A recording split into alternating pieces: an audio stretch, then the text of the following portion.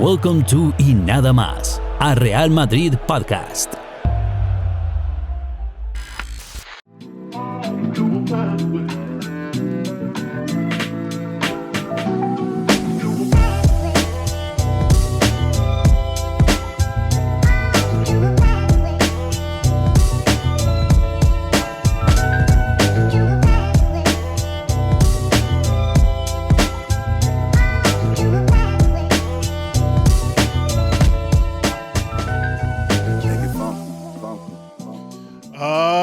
What is going on, everybody, and welcome to another episode of Y Nada Más, a Real Madrid podcast. I am your host, Eric Rivera, and it's good to be back for another episode of the Y Nada Más podcast.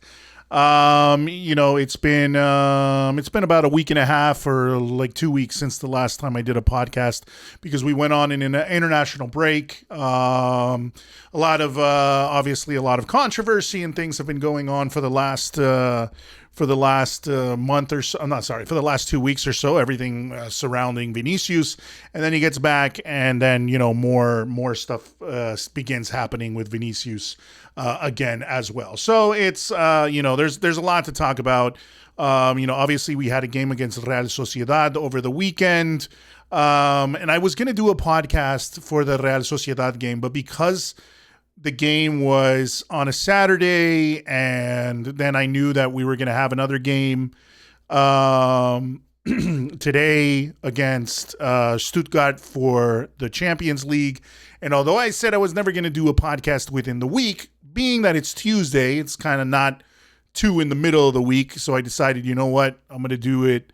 I'll do one episode, and I'll try to do this with some of the Champions League games if they're on Tuesdays and not Wednesdays or Thursdays.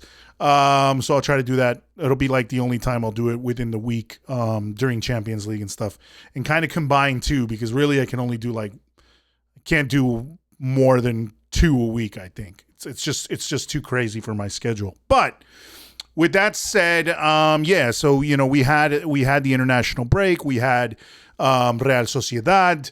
And then today we had the game. This is, the evening of Tuesday, September 17th. So we just, a couple hours ago, was the game against Stuttgart for the opening of this year's Champions League, this year's new look Champions League. And I got to say, you know what? I'm not entirely against it. The Champions League being like this big league, the fact that we kind of have this round robin style of games. It just, or whatever, the Swiss format or whatever the heck it's called. Anyway, I like it, but at the same time, I realize, these guys aren't machines, and it's kind of a crazy way to really just make these players continuously. I mean, yeah, they're getting paid millions of dollars, but I think, in the end, it's going to end up costing, teams money and titles and things like that, because players aren't going to be able to stay healthy with so much wear and tear on their bodies, and it's going to players aren't going to last as long if you keep on playing at this rate with so many games. So it just seems wild. I mean, I don't know how it's going to work. I'm still kind of getting used to figuring it out. I think that basically the top 8 go through. Then the next 8 have to do like a playoff format. I don't know, something like that. Anyway, I'll talk more about that later. I'm not an expert on Champions League. That's not what I'm here for. What I'm trying to do is just talk about Real Madrid, and that's what we're going to talk about today. So before we get into that, just quickly, if you guys are not subscribed to the YouTube channel, please do me a favor and subscribe to the YouTube channel. If you're listening on via wherever you find your podcast, so whether that's Spotify, Apple Music, wherever you're finding the podcasts, if you're doing that, please, I would be super grateful if you guys went over and subscribed to the podcast on YouTube, at least just to get, just subscriptions up. Obviously that opens up more things the more subscriptions you get or the more followers you get. So that would help me out a lot there. So just, I would be really appreciative of that. And, if you want to watch the podcast, you want to watch me talking instead of just hearing me talk, you can do that on YouTube or however you want to listen. But either way, that would be a great help to me to continue growing this thing. As I said, I'm trying to be as dedicated as possible and try to really push this more this season because I fell off last season due to all sorts of other things going on. With that said, so, thank you for listening. Thank you for continuing to listen. And so, we had this game over the weekend with Real Sociedad. The starting lineup was obvious. We've been affected by just like a lot of other teams have been affected with injuries. Our biggest rivals, which are Barcelona, have been affected by injuries. We've been affected by injuries, and I think, other teams have been affected by injuries, unfortunately. Last season was, crazy enough with losing Courtois at the beginning of the season, Militao at the beginning of the season, David Alaba at the end of the season, or towards the end of the season. He's still out. Now we have Camavinga out. We have Brahim out over the weekend. Ceballos is out. Mendy took a knock. Thankfully, now he's back. Tchouaméni took a knock. Thankfully, now he's back. Bellingham took a knock. Now he's back. So we've kind of had this ups and downs, and it's been making an already sort of shaky beginning to the La Liga season a little bit more difficult with that kind of stuff. So our starting lineup was obviously affected by that injury, these injury issues when we played Real Sociedad over the weekend. So the starting lineup, obviously, Bellingham was out, Tchouaméni was out, so Modric and Arda Güler had to start, as did Brahim over Rodrygo, even though Rodrygo wasn't injured. I'm thinking that was more of a tactical decision. But Brahim gets injured during the game, adding to our list of injuries, and it's a serious injury. He's got apparently a tear in his right adductor muscle, so that's going to sideline him for 3 months. And it sucks because he's been actually playing really, really well. When he got his start, he didn't. I think it was at versus Las Palmas. He got a start. He didn't look as good, but coming off the bench, he's always been sort of a breath of fresh air. And I think that I think it's kind of. I mean, obviously, I'm not a player, so I don't know how players think, and I'm pretty sure every player wants to be in the starting lineup. I think it means that the coach trusts you. But honestly, I don't see why it's bad, or I don't think that being a super sub is always a bad thing, because I think, it's a strategy in a way that, when legs are getting tired, you kind of have this other option on the bench that's, quick, skilled. You're kind of telling this guy, you're going to be my kind of like, my designated hitter, as you have in baseball, or, off the bench, you kind of have that how would you call it? In Spanish, you say el as bajo la manga. You have this, your wild card, or you're essentially, how would you say that? You're, there's a word in English for it. There's a phrase in English for it, but it wouldn't be your wild card. But basically, you have this other player on there that can come in and clean up. So essentially, that is what I think Brahim can do. Rodrygo has done it on occasions, coming off the bench and doing that, especially last year where we weren't playing with a 4-3-3. And so he would basically come on in lieu of, it was Rodrygo and Rodrygo and Vinicius up top, but you could also have, let's say, Joselu would come in and mop up if he needed to, and you had this other option to kind of do that. So basically, I think it's not a bad thing that Brahim has had that sort of role, and I think he's been doing fantastic this season with that role. And now we're kind of we're losing that for the next 3 months, which is especially considering these schedules of games that we've had is a hell of a lot of games. I didn't see how many it is exactly, but he's going to be out for quite some time, obviously. Well until after the new year at this point. So against La Real, going into that situation against La Real, we definitely got lucky. As they hit the post on 3 separate occasions. I think his name is Sukic, hits the post twice. Becker hits the post once as well. It's been, to sum it up, because, I don't want to beat a dead horse or continuously talk about that, but what we've wanted to see from Madridistas have wanted to see is sort of like improvements from day to day or from game to game. And I don't think we're not. It's not that we're not seeing improvements, because even with today's game against Stuttgart, I did see some light at the end of the tunnel. And I think what happens is, like, once again, to reiterate that whole situation, I think Madridismo as a whole, and many Madridistas as a whole, especially in Spain, because in Spain, I don't know what it is, but they like, they love the la polémica, they love the controversy, they love all this other extracurricular stuff that's happening outside of what's happening on the actual field, and it's kind of, as an American, we do like drama, and obviously we think about drama, but when it's like on the field, I think we're more about just getting things done on the field, and it's not so much, and like I said in my last podcast, I talked about, like, you see, like, teams like Barcelona, they're so concerned with playing some beautiful football and whatnot. And Real Madrid has been more of this team that isn't really concerned about playing beautiful football. It's really just about getting the job done. And it's kind of just two ways of looking at sports, I think, in a way. Some people want to see it for the spectacle. Some people just want to see it for the results. It's really about black and white, who wins, who loses.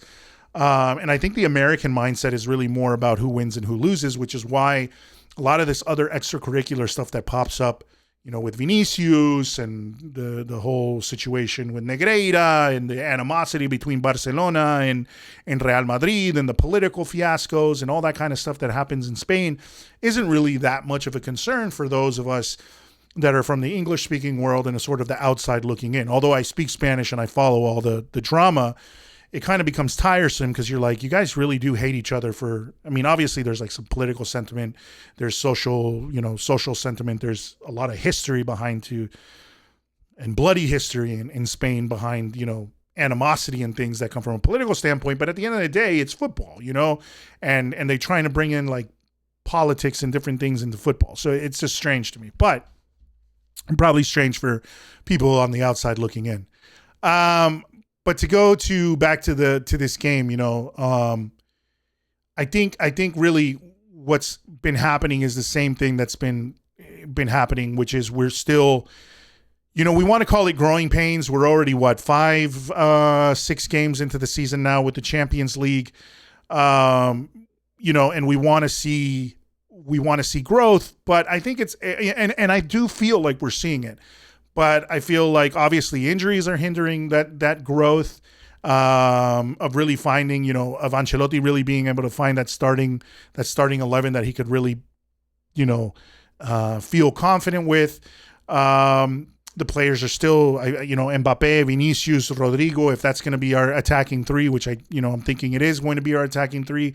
They're still trying to find each other's rhythm. But, I'll tell you the truth. I'm starting to see a better feeling, like I really did against Real Sociedad.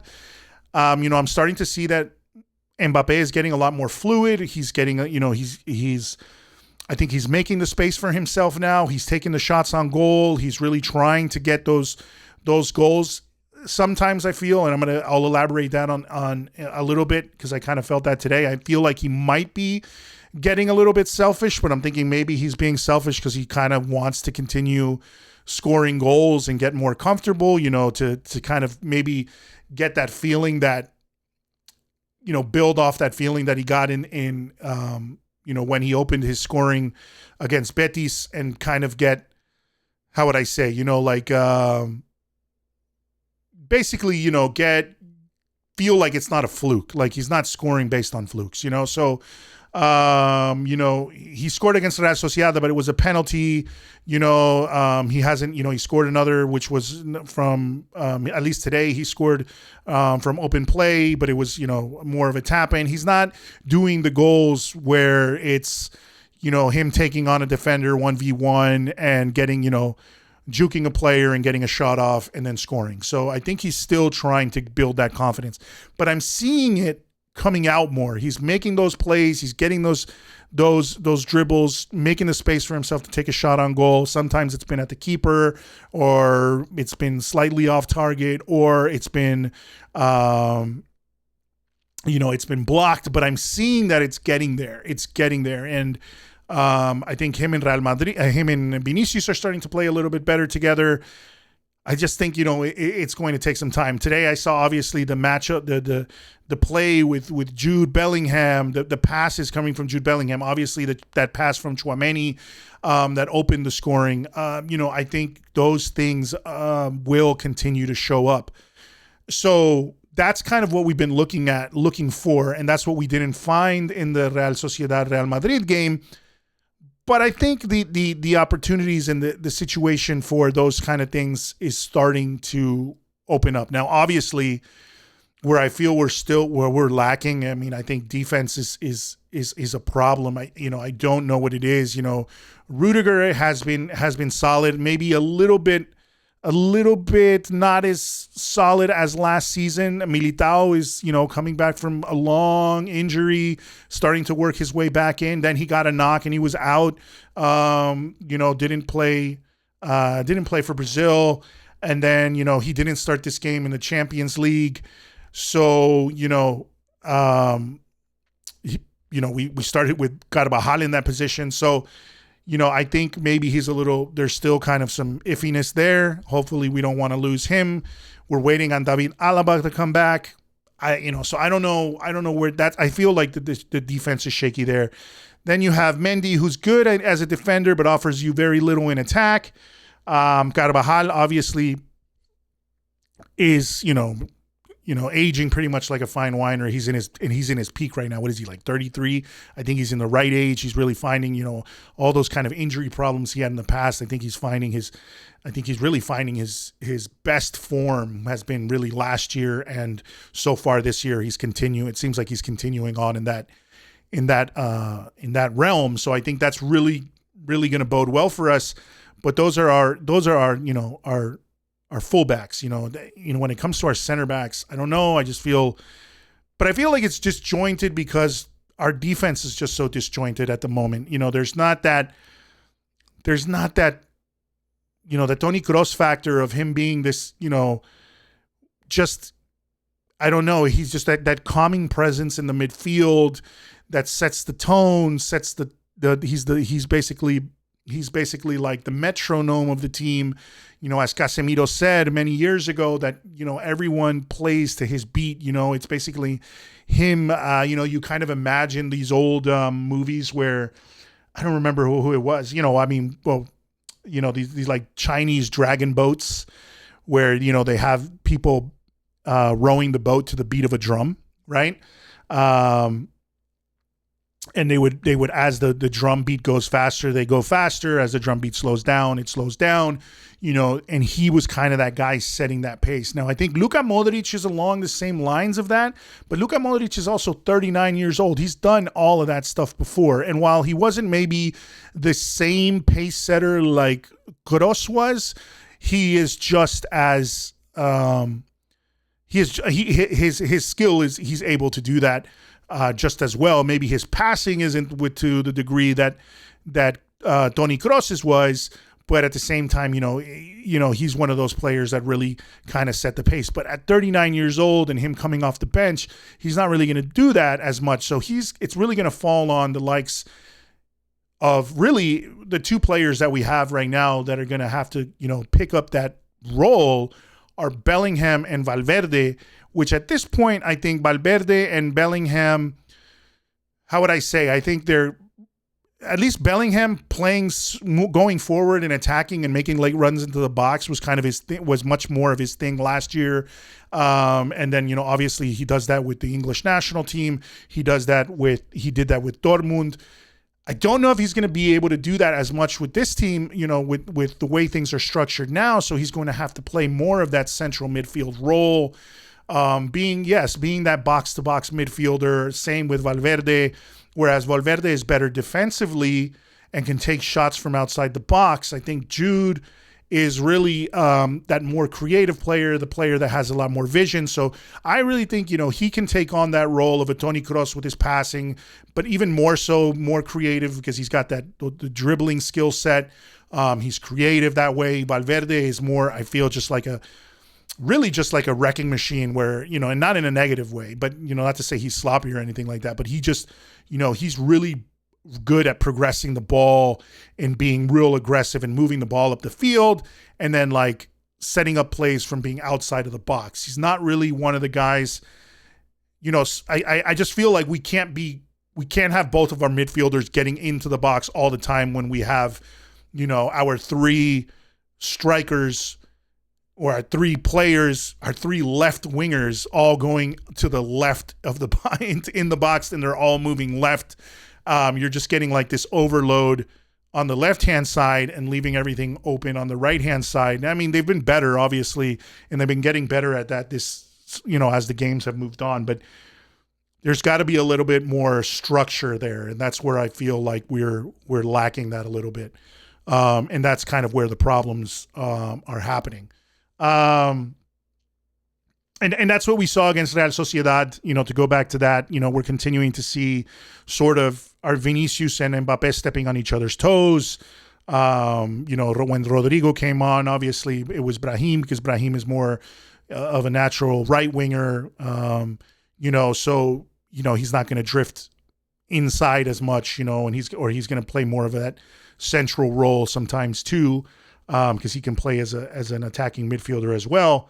But it's just that understanding, or are they stepping on each other's toes? And then I kind of felt like, they with Mbappé, like I said, he's really trying to score. He's really trying to continue to showcase that he's going to be the guy that's going to bang in the goals for Real Madrid. And Vinicius is, I would say, making the sacrifice and sacrificing himself to do that more for Mbappé. But like I said, I feel that's where like Mbappé is becoming a little bit selfish, or I'm starting to see some of that selfishness where Mbappé is taking the shot, Mbappé is not making the pass. Like he's more concerned of making that dribble and scoring the goal.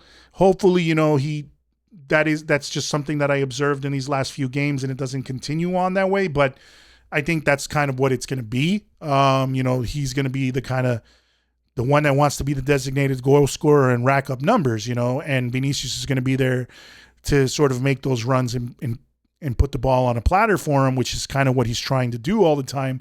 But I think a lot of times Vinicius could, cut inside and do his thing and be the guy who scores the goal himself too, so we can't take that away from him. And maybe that's what's kind of frustrating Vinicius as well. And that's where I feel like the issues happen, because they might be stepping on each other's toes without animosity coming into the game, which is what, I think the Spanish press is trying to conjure up, is some sort of animosity, when that's really doesn't seem like it's the case at all. And then, you have Neymar, talking to the press and saying like it was hell playing with Mbappé. And I guess he's saying that to the Brazilian contingent at Real Madrid. And I don't know if that's just to stir up crap. So hopefully that doesn't continue. But I feel like it's more outside factors, outside, naysayers and people trying to kind of hurt Madrid's closeness in the dressing room. And I think that's where we have to be careful, because there are a whole bunch of people in Spain, especially in Spain, the antimadridismo, the whole, hate that Madrid gets because of the fact that they're one of the most dominant teams, not only in Spain, but in world football. I think there are agendas at play where they want to see drama and they want to break up that dressing room because they see these guys are united. And that's what we can't let happen, And so, after, so going back to the Real Sociedad game and jumping from there, 2 clear-cut penalties, in my opinion, I think the only one that you can kind of say was debatable was the second penalty, because you've seen a lot of those stepping on the foot and sort of after the ball has been lost, or The loss of control of the ball happens. You can see some of those penalties not being called. I have seen them. So there is I would say a legitimate gripe there, somewhat, but it's really up to the ref to call it or not. And sometimes those do get called. I mean, there is contact. So sometimes those are called, and sometimes, like, as we call them, like in Spanish, they say like riguroso, like a very rigorous penalty, a very, you're kind of very, very harsh penalty. But that's up to the discretion of the ref. And, he decided that there was enough contact for that one. I mean, and the first one is a clear-cut pen. I think it's Sergio Gomez puts up his hands to cover his face. I mean, can't blame the guy. The ball's flying at your face. Arda Güler takes a shot on goal. He's seeing, and it's kind of a normal, natural reaction that a person has to cover their face. Even in football, it's and especially at that moment, if it's coming so quickly at your face, you kind of don't even think about it. Put your hands up to cover your face, and he put up his hands, and it's a clear-cut pen.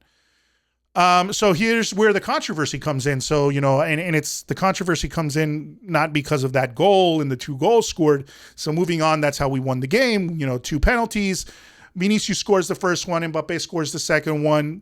Real Madrid wins the game 2-0 at Anoeta or Real Arena in San Sebastián. Real Madrid fans go home happy. But no, the drama has to start because Vinicius decides to put his index finger up to his mouth and do the whole shush, gesture. And all of a sudden, in Spain, everybody loses their mind, but they lose their mind because it's Vinicius. Seriously, how many times have we seen this? And I'm not going to harp on it too much, but how many times have we seen this celebration consistently throughout years and years and years of football? I mean, Raúl did it, famously did it. Luis Suarez famously did it. So many players have famously done it, consistently throughout their careers. And that's where I always, talk about the racism in Spain, the fact that they have just an agenda against this guy. They want to talk about like everything that he does is wrong or provocative or something like that. Nothing is just a normal footballing moment. Everything has to be taken to another degree. And it's really like, it bothers me because it shows like El Chiringuito, which, is a show that I do watch, but they definitely have an agenda against this kid. I mean, they consistently have to bring it up. It becomes a whole thing.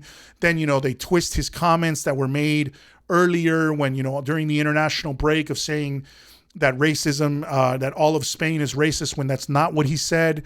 So all of this crap that they're just kind of put on him. And that's really something that I feel they're doing that because he's because he's being successful, because he's at Real Madrid, because, and I will pull out the race card in this case for Vinicius, because he's a black guy, that doesn't want to just shut up and play, like he doesn't just want to be quiet about things. Because people are saying, oh, well, why doesn't Lamal get this kind of stuff? Or why doesn't Tchouaméni get this kind of stuff? Or Camavinga get this stuff? Well, first of all, the whole Lamal thing, it doesn't happen because Lamal is from Spain. But I guarantee you, or is playing for Spain and was one of their best players in the Euro Cup, so it would be ridiculous for them to hate on him. But there are sectors of Spanish society that do not like Lamine Yamal just because of the simple fact that he's of Moroccan and Equatorial Guinean descent. There is that there. There are people that dislike Nico Williams, regardless of the fact that he plays for Spain, because he is black and he is from his descent is from Ghana. It is there, and it's not, it is there. But the thing is, they're quiet about it. They don't speak up about it. They're not like Vinicius, who draws a lot of attention to the fact, or really speaks up about it and points fingers and talks about Spain and the Spanish press, and he points out the Spanish Federation, and he's not shutting up about it, and he is basically doing what a lot of Black Americans did during the civil rights movement, which was, quote unquote, they were told by white people that they were like uppity black people, that they were basically people that talked too much, essentially. Why can't you just be the regular kind of black person that doesn't, cause a ruckus, doesn't cause a stir? And that's what I feel is happening in Spain. Essentially, they're we're still, obviously, United States has gone through all its growing pains with racism, and this is where I'm getting political. I'm sorry about it, but that's it's something that I do enjoy, and that's where the problems start, because Spain, I think, is just now coming. Europe is coming to terms with all of this, with a lot of the issues that they have with racism.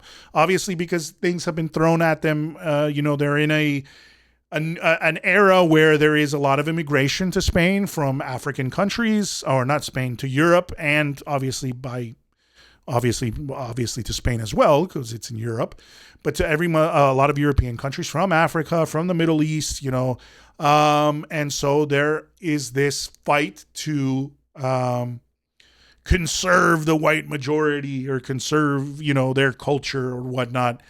And that bleeds over into football. And here's this guy telling, Spaniards that, there is a problem with racism in Spain, even though he said that it wasn't all of Spain, that it was a minority in Spain that ruins it for everybody else. But, the guy's been suffering it enough. There's people making monkey noises. There's people telling him that he should die.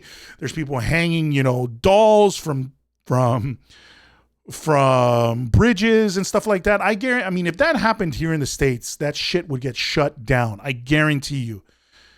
People, like, you would not be able to play in a stadium, and people would get mad, arrested, and ejected from stadiums if they started chanting or making monkey noises at players.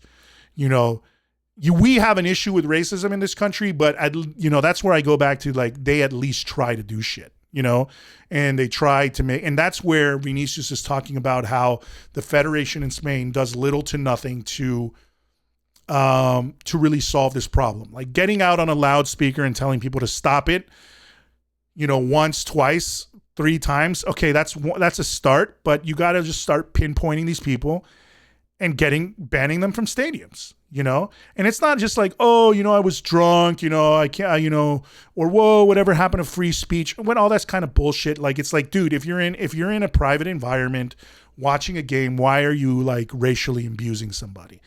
So anyway, those are my thoughts there, and I'm just, supporting Vinicius again, which I will do, because I think, the guy's good and he's just playing football. Like, what the fuck is the problem? Anyway, going back to now to talk about the Stuttgart game. Another situation, cut and dry, don't want to beat a dead horse. Same thing, communication kind of still lacking, but I did see those flashes. Again, I'm starting to see, like, when we started saying at the beginning of the season that there were flashes of brilliance, there were more flashes of brilliance today that I saw. And you can just basically tell, when a team doesn't play a low block, like a lot of teams do in La Liga, when a team doesn't play a low block and, they're really going out to try and get the game like Stuttgart did, because got to remember that Stuttgart played last season and they came in second. They were a very, very strong, dynamic team last season. They had this guy, Guirassi. I forgot his first name. I don't know if it's Serge or I forgot his name, but his last name is Guirassi. Player, he's from Mali. Is he from Mali? I don't want to, but anyway, African player, plays in the Bundesliga, played last season, was one of their star players, obviously, along with Undav, who's still with the team. Now, Guirassi left, and now he's at Borussia Dortmund.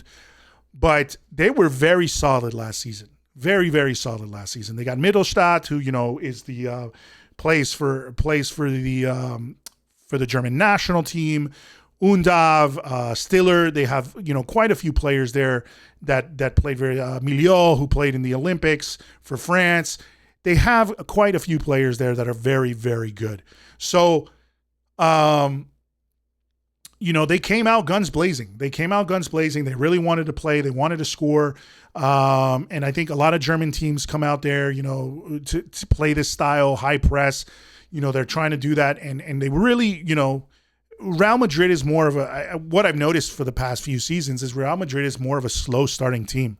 They don't start guns blazing a lot of times, and which is why last season we were a lot of times conceding goals first and then always had to come back and score 2 or 3, This season we've been a little bit better at that, a little bit, haven't been conceding as many goals, but, and it's been really on luck, because aside from Courtois playing, I mean, against Real Sociedad, it was the post that saved us 3 times, in addition to Courtois, of course.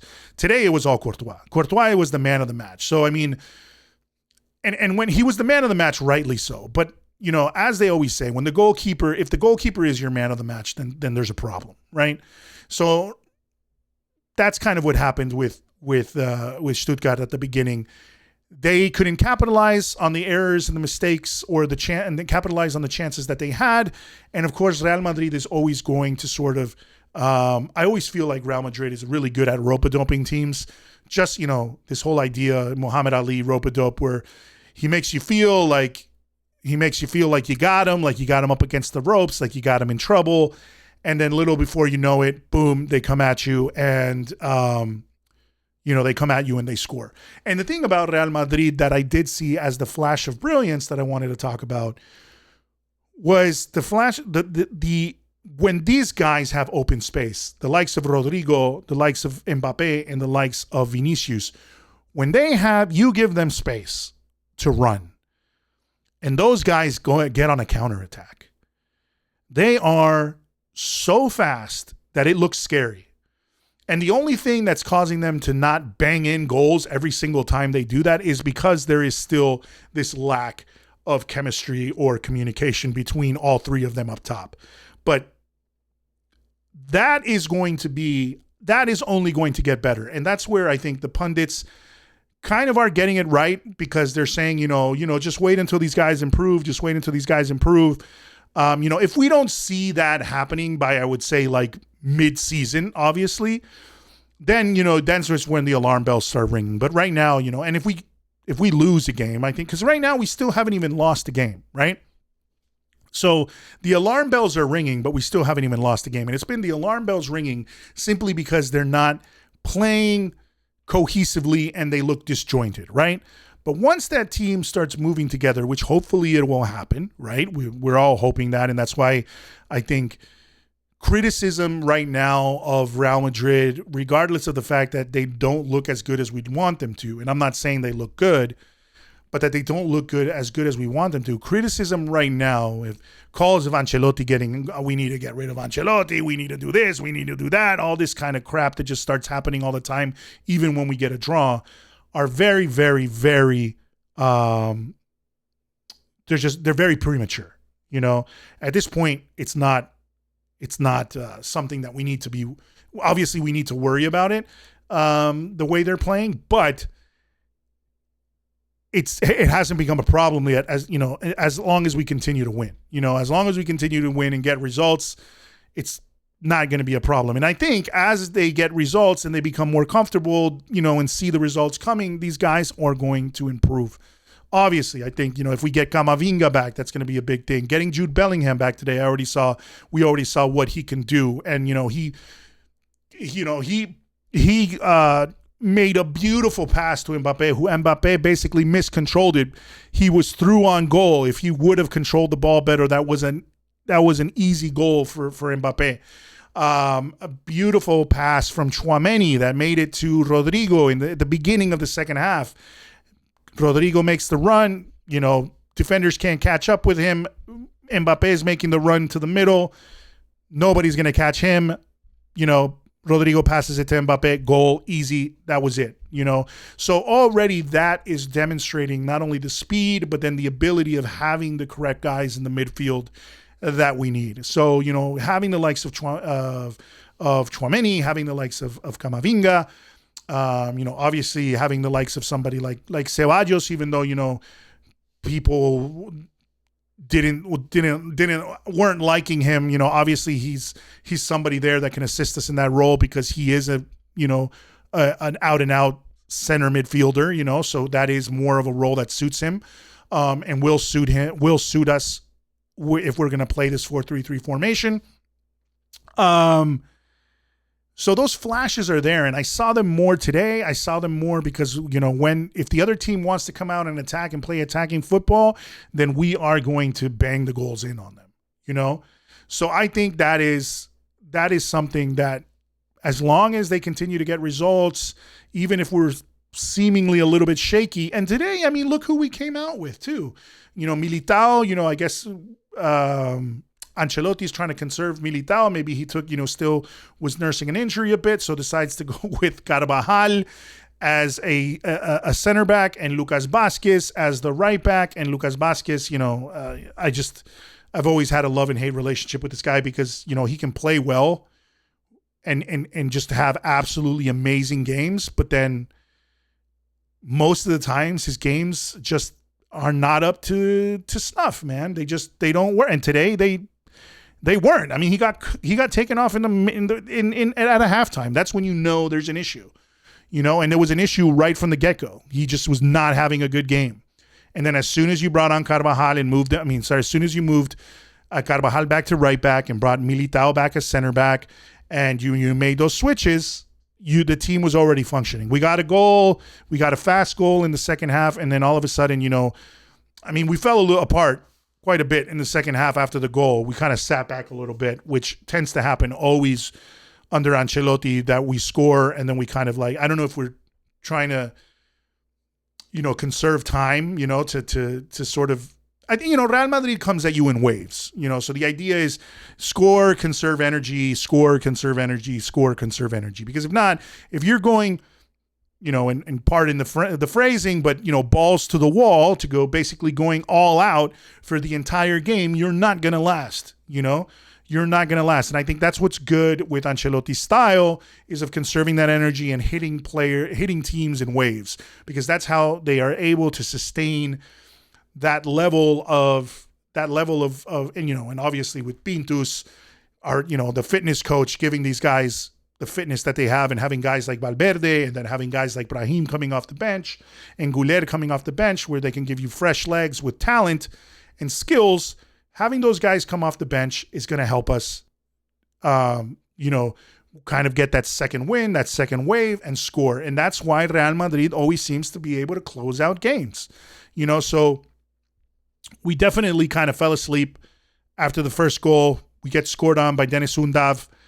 Then, they bring in Luka Modric, they bring in Arda Güler, and the game also switches once again. We got, a little bit more control in the midfield with Modric. Modric, basically does what he does. Good cross into the box from the corner. Rodrygo gets ahead on the ball, scores that, and then the story of the day really, I would say, winning was Endrick. Of course, once again, Endrick gets the ball at his feet, and it's like 30 seconds before the game is about to end. The game is in the 94th minute with 30 seconds to go. Gets a ball from I believe it was a free kick or a corner kick from Stuttgart. The ball falls to Endrick. Endrick just bolts forward. He's got Vinicius bolting forward. He's got Mbappé bolting forward. Mbappé to his left, Vinicius to his right, the defender's kind of running back, and you were thinking he's going to lay it off to one of these two guys, right? And then he decides to just blast the ball from outside of the penalty area, outside of the box. He's a couple yards outside of the box. Blast the ball and score, And nobody, and that's just like I was said in my Twitter post. The audacity and the balls of that kid at 18 years old, getting the ball, running straight towards the others to the opponent's goal, with the likes of Vinicius, probably Ballon d'Or winner, and another possible Ballon d'Or winner in the future in Mbappé. These two guys running next to you, one is a World Cup winner, one is like I said, possibly or probably the Ballon d'Or winner this year. And he decides, you know what, screw it. I'm going to shoot this ball and I'm going to score. And he scores it. And that's having personality. Now, however, I do agree with some people that probably not the best choice to make in that situation. We were up 2-1 though, 30 seconds left to go. I don't blame him for taking the shot. If we were like 1-1 and needed the win, probably would have been more pissed. If he had missed the shot, kind of looks like, not kind of, would have been like bad decision, but he scores a shot. He's a genius, And the thing with Endrick is really the kid has something about him, because every time he's been on the pitch, and I said this during the last podcast, anytime he's been on the pitch, he has been or has looked dangerous. He takes a crack on goal and it always looks brutal. The crack on goal he makes always looks brutal. I mean, the guy's got gigantic thighs, bro. Like, he definitely kicks really hard, right? So that ball is going at breakneck speed, right? I mean, the goalie tried to get a hand on it and it went past his arm. It went past his hand. So he scored it because the guy just couldn't get there in time with enough force to stop it. So that was a legit banger, and then really there's just something about Endrick. And really that's where the talks come in, is who do you sacrifice? Because honestly, I would rather, because Endrick is a more out-and-out striker, I want to see one game, and we might see it at some point, when we want to, there's a rotation and we want to rest players. But I would like to see Endrick start in some game as a striker with either Vinicius or, I mean, they're not going to bench. Let's be real. They're not going to bench Mbappé. They are more likely to bench Vinicius, right? And I'm talking about not just Ancelotti, but the whole board and everybody, They are more likely to bench Vinicius than bench Mbappé. Or they're more likely to put Vinicius on the right-hand side, bench Rodrygo, put Vinicius on the right, Endrick in the middle, and give Mbappé his left-hand side. Or switch those two, however you want. Mbappé on the right and Vinicius on the left. But those guys plus Endrick in the middle. I want to see that. I want to see that happen. Or put Goulet on the right and choose between Vinicius and Mbappé on the left and have Endrick through the middle. I want to see what will happen if this kid plays 90 minutes. I want to see what will happen. Obviously, we saw him play, I think it was against AC Milan, but that was preseason, with everything we've seen right now with these guys not meshing and gelling together yet. That was still very early for him to do that. He was just freshly in the team. Now this kid has already a couple games under his belt in both La Liga and in the Champions League. He scored in La Liga and the Champions League. He scored at the Bernabeu in the Liga and the Champions League. I want to see this kid get a shot. I want to see this kid get a shot and see what he can do in 90 minutes of gameplay or whatever, give him 80 minutes or 75 minutes of gameplay before bringing on somebody else. But, I really do want to see that happen. So yeah, that's those are my thoughts about that game. And then really just one of the things is I felt like, once again, like I said, when I was talking about Mbappé looking a little bit selfish to me today, I think he's, like I said, maybe he's trying to continue his goal scoring run, doesn't want it to only be penalties, wants to continue kind of banging them in, wants to, feel comfortable making space for himself, making those one-on-one plays, making those dribbles, opening himself up and opening up the space for himself and taking those shots on goal and scoring them. Maybe that's really what he's trying to do. He's continuing to want to build confidence. But he did look selfish for me today, and I think it's because, like I said, I feel like Rodrygo and Vini are looking for him to make, looking for him and trying to make passes to him so that he can score. But then when Mbappé has like the opportunities to like take a shot on goal, or has the opportunity when he's on goal, and there are those options where he has either Vini or Rodrygo or somebody else to take a shot, he's not reciprocating that. And that could just be my impression of today, but I'm feeling like hopefully that doesn't become a problem in the future. That could be just what I observed today. I don't want to, be El Chiringuito or one of these guys in the Spanish press causing trouble. I just saw that was my little bit of impression today, that he was being a bit selfish, but, he's a goal scorer, and, he's proven that he's a goal scorer. He can make those decisions at times, but also, hopefully play with, his strikers if they're in a better position to score.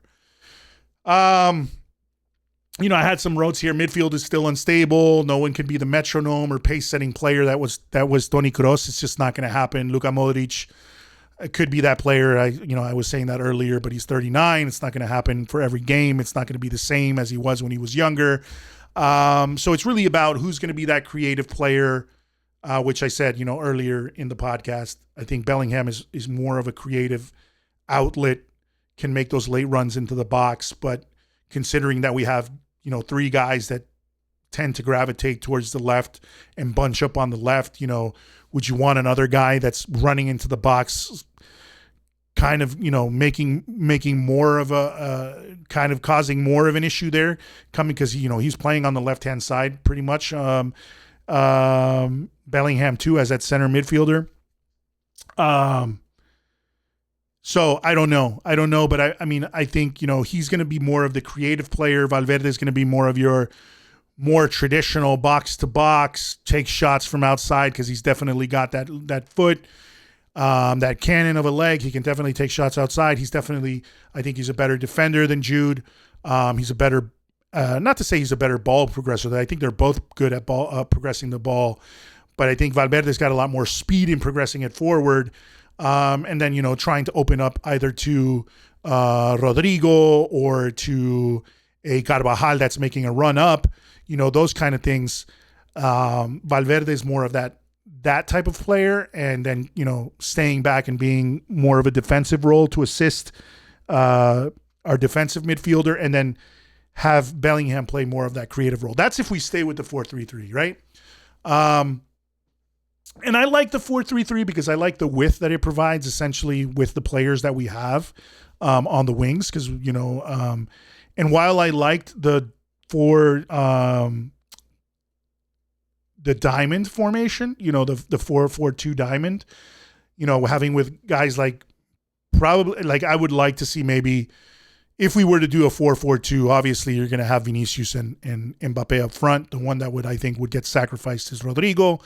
In my opinion, unless he's going to play a cam role, which I doubt though. And then you have Bellingham and Valverde as your midfielders. You have Camavinga or Tchouaméni as your defensive midfielder. I would go more with Camavinga, considering, form as of late. We haven't really seen what form Camavinga is in, but seeing them like that. And then maybe for me, I just feel like Arda Güler has so much more to offer this team. And, considering that Brahim is injured, Güler sitting behind the striker and Mbappé, sitting behind the two strikers, that would be just amazing to me. I feel like that would be great, but we wouldn't have the width that we have now, So that's kind of where I would like to see. We've already tried this 4-2-3-1 formation. It hasn't looked stable. I think it's because, the players aren't used to playing with it. So I think really, the diamond formation or the 4-3-3, I don't know what you guys think. That's kind of just what I was, in my head and trying to do it, and even playing on FIFA and just looking at formations and imagining how they would play, not actually playing the game, but just putting it up on the screen and structuring the different formations out with the guys we have. That's kind of what I've done always. Or do it, with these apps that you have where you can create formations. So that's I think you lose the width with the 4-4-2 diamond, but I think you have more of that midfield stability. And then you have Carvajal as your right back, which I think, he adds to the attack. But then on the left, you'd be lacking because you don't have I think you would have to have somebody like Fran Garcia, who's more of an attacking left back, but his defense kind of leaves a little bit to be desired. But if you have Mendy, who's better defensively, but he's not going to add much to the attack. So that's kind of where you lose in that system. But that's what I'm thinking. All right, guys, I think that is enough talk for me today because I've been talking a lot. But those are my thoughts. This was the podcast midweek, covering two different games, covering my thoughts on the whole Vini fiasco, covering my thoughts on the whole issues with, with the racism and all that, but then also continuing the issues with our team and kind of seeing them not play to the best of their ability. But like I've said before, though, I really do think it's not something to be so worried about right now. I think really we're still in a good spot. We haven't lost any games. We've continued to make to score and win. Are we doing it to the best of our ability or to the best of what we know this team is capable of? No. But is it time for us to lose our, minds and just, talk? Because you see it on Twitter, like when we're losing or we're tied and we haven't been able to score, the knives come out. Everyone's talking about how Ancelotti doesn't have tactics, and all these like idiots that just, I swear, have some sort of, I swear, they want like Mikel Arteta on the team. They want Pep Guardiola. They want Nagelsmann. They just, they want these like modern coaches to coach a team. And then, when we've had success with the guy that we had, obviously I'd like to see somebody like Xabi Alonso at some point, and he will come at some point. But relax. Like, Jesus, man, every single time there's a little bit of a problem, these guys are just knives out. And this guy, once again, has not... Everyone's like, I hate when people talk about him being overrated and all this kind of stuff. It's like, do you really think he's won everything he's won for being overrated? Like, seriously, there's so many other coaches that have been solid, pretty solid, and coach teams and just not been able to hack it. So, look at even Hansi Flick, man. Hansi Flick is doing good at Barcelona, but like I said, I'm waiting for the other shoe to drop. They're going through a purple patch right now. I guarantee you they're not going to be able to sustain that all season. I'd rather be the guy who kind of doesn't start so good and goes the team that kind of doesn't start so well and starts moving in the right direction than, just go completely play awesome like they are at the beginning of the season and then start fading as the season goes on. And I guarantee you that's what's going to happen with this team at Barcelona. Hansi Flick is a good coach, but we've seen, he did great things with Bayern Munich, but when Bayern Munich was stacked with players, and they were younger, you had the likes of Kimmich and Müller, all younger, Goretzka, all these guys were playing a lot younger, Davies, etc. Lewandowski, of course, all these guys. Then he went to the German national team and they were terrible. They were a complete dud. So it remains to be seen what he can do. Obviously, he's doing some amazing things, and I'm not going to doubt that Barcelona is playing really, really nice. But is it going to be sustainable for the entire season? That's where that's where people need to relax. And Real Madrid, you really think they're going to play like this all season? I really doubt they're going to play like this all season. God forbid some more injuries happen and we lose Mbappé, Rodrygo, and all these guys like that, and it's like a huge injury crisis. I definitely think we're going to continue to get better. So relax, everybody. Relax. All right, so with that said, guys, this is the end of the podcast. Thank you again for listening. This is Y Nada Más, and I am your host, Eric Rivera. Once again, you can follow us on our website, www.inadamas.net. You can also contact me at info@inadamas.net if you want to write, if you want to maybe, jump on the podcast and share your knowledge. I would really appreciate that. If you want to jump on the mic and you aren't afraid and you have a camera, we can set something up. And besides that, you can follow me on X or Twitter at Y Nada Más Podcast. That's where I'm pretty much most active, as well as on Instagram. I'm active there as well. On Instagram, it's YNM Podcast. And on Facebook, it's at Y Nada Más Podcast. And on YouTube, and once again, please subscribe to us on YouTube. Give it a thumbs up, hit the notification bell. At Y Nada Más Podcast on YouTube as well there, guys. So thank you very much, everybody, for listening. And, that's it. A la Madrid. Let's keep it going. We have a game against Espanyol, I believe, this weekend. Shouldn't be too much of a hassle. We'll see what happens. But I think it's only going to get better. Like I said, I continue to believe in this team. I think I'm already starting to see slight improvements. It might not be the improvement at the speed that we want it, but it's happening, guys. So relax, guys. Tranquilo, as Florentino would say. All right, guys, thank you very much for listening, and I'll talk to you all again soon.